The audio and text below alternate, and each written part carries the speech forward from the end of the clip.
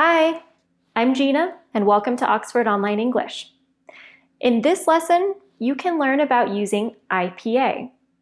You'll see how using IPA can improve your English pronunciation and help you to avoid pronunciation mistakes. To see more free English lessons, visit our website, oxfordonlineenglish.com. You can also book English classes with our fully qualified teachers who can help you with your English speaking, writing, IELTS preparation, or whatever else you need. So this lesson is about IPA.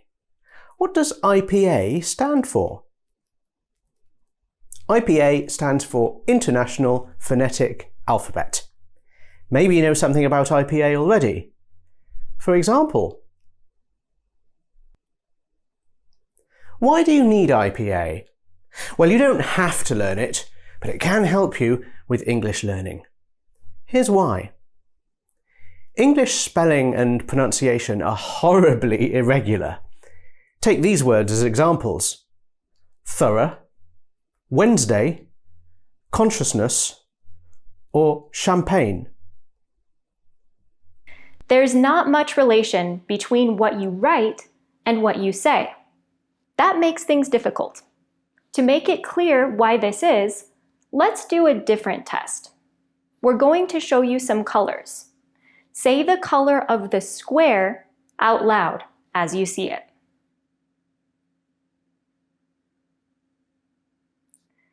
Did you say red, blue, yellow? Did the words in a different color slow you down? Maybe that was easy, maybe not. Either way, your brain has to work harder because in this test, you have to read a word and then ignore it and say something different.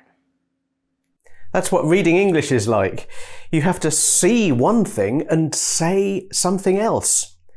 Often your instinct is to read the letters you see phonetically.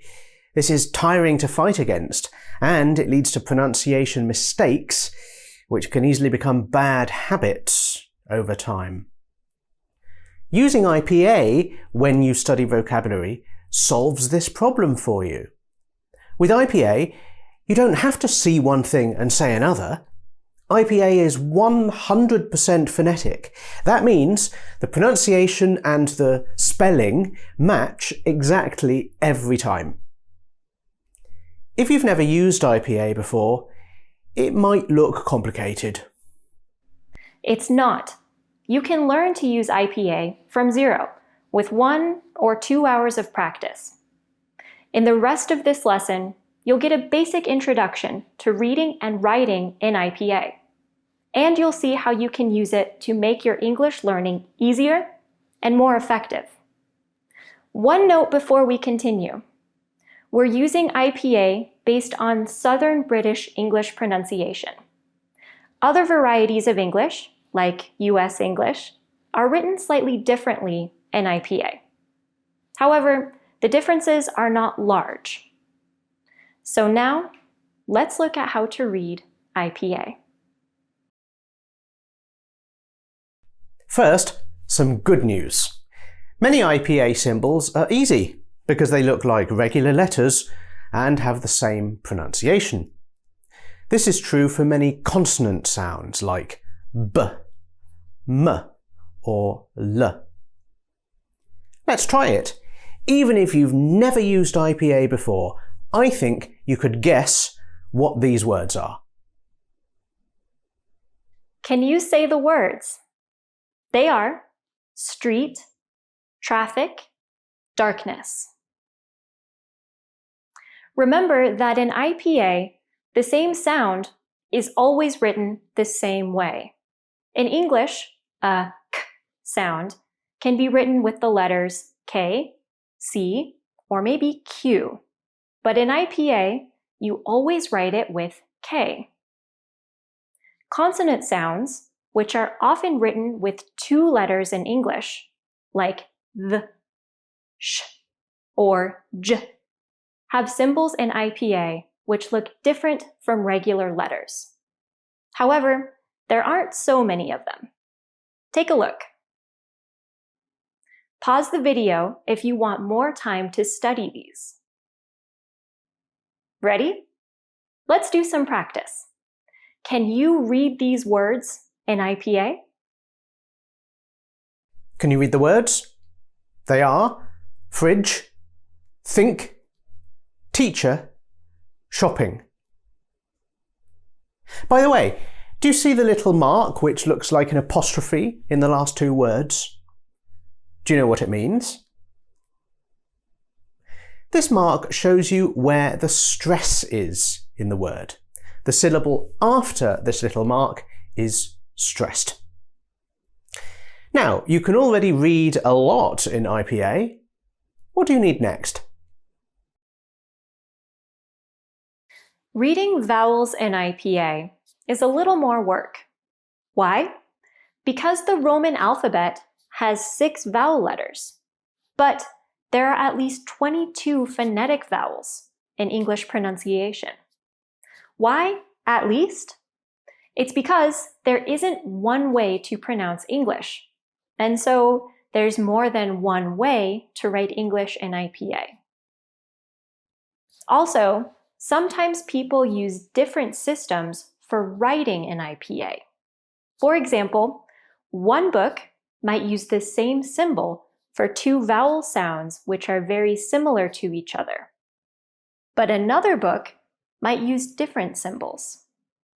Don't worry about this, it's not a problem. In this video, you're seeing a common system for writing English in IPA. You might see different patterns or symbols in other places. It doesn't mean that one way is right or wrong. Anyway, let's see how to read vowels in IPA. You might know already that there are 3 kinds of vowel sounds in English: short sounds, long sounds, and diphthongs. For example, the I sound in bit is short. The OR sound in door is long. The O sound in home is a diphthong. It's easy to see the difference between these 3 types of sounds in IPA. Short sounds appear as a single symbol. Remember to pause whenever you need if you want to look at something in more detail. Long sounds have a mark after them, which looks like a colon. Diphthongs appear as 2 symbols. Going through the pronunciations of all the vowel sounds would take a long time. Plus, we already made a whole video about it. If you're watching on YouTube, you can find a link in the video description. You can also check the full version of this lesson on our website. There are notes on IPA symbols and how to pronounce them. Reading vowel sounds in IPA is more difficult because there are more possible spellings for each sound, so the connection between the IPA and the spelling might be less obvious. But with a little practice, you'll be able to do it easily. Let's try a few words now. Pause the video if you want more time to think about it. Ready? The words are woman, banana, brown, floor, information. Let's try 5 more. These are a little more challenging. Can you work out what these words are? Again, pause the video if you need to. The words are airport, mango, anyone, early, 0. Did you get them right? If so, great. If not, don't worry. You just need more time to get familiar with IPA. How can you practice? Easy. There's a great website, tophonetics.com. You can paste text into the site and it'll change the text to IPA. You can even choose between UK and US pronunciation. Take a text, paste it into the website, and try reading the IPA. Spend a little time on this kind of practice, 5 or 10 minutes a day, and you'll soon find it easy to read IPA. What if you want to write IPA on a computer or a phone? There are several options, but a good free one is ipa.typeit.org. Now, you should have all the resources you need to practice reading and writing using IPA. But how should you use them? Let's look. In this section, we'll give you some advice on using IPA to help you learn English more efficiently and speak better. Our first piece of advice might sound strange. Consider not using IPA. Why? Some people don't benefit from it. In our experience, using IPA is really helpful for some learners, but not for everyone. For example, some learners get better results by listening and copying the pronunciation. Some people are good at this, but there are others who can't do it well. This isn't a problem. Different people learn in different ways. If you find IPA confusing and you don't feel that it's helping you, don't feel that you have to use it. It's just a tool. You can use it if it's helpful, but there are other ways to learn too. If you think IPA will be helpful for you, then what? First, whatever dictionary you use, find where the IPA transcriptions are given. Some dictionaries hide the phonetic transcription behind a button or at the bottom of the page. Our two recommended online dictionaries are Lexico and Longman. Second, get in the habit of writing down the IPA next to the word when you write down new vocabulary. Don't forget to mark the stress. Word stress is essential for clear pronunciation. When you're reviewing vocabulary, you should read the words out loud to practice the pronunciation. When you do this, look only at the IPA. Don't think about the spelling of the written word. Look at the IPA and say the word out loud. This way, you can be sure that you're pronouncing words correctly from the first time you study them. That lets you avoid training bad habits and making mistakes. Learning IPA for the first time can take a couple of hours, but it's worth the time. Get into these habits and your pronunciation will be clearer and more accurate.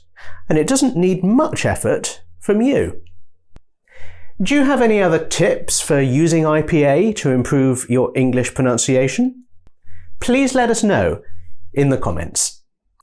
Thanks for watching. See you next time.